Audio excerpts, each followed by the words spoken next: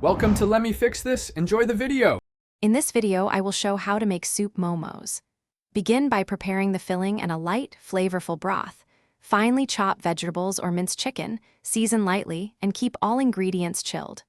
Roll or use ready-made wrappers, fill each with about a tablespoon of mixture, then pleat securely. Steam the dumplings briefly to set, then simmer them gently in the hot broth until fully cooked and aromatic. Start by combining protein or vegetables with aromatics and seasonings in a bowl, mixing just until combined to keep textures tender.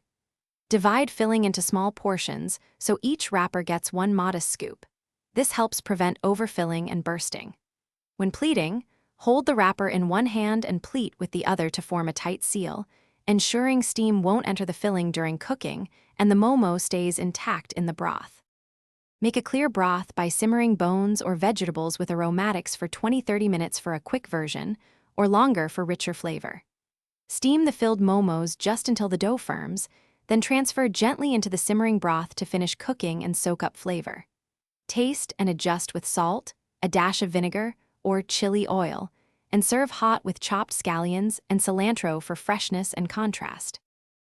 Thanks for watching. If you found this helpful, don't forget to like and subscribe.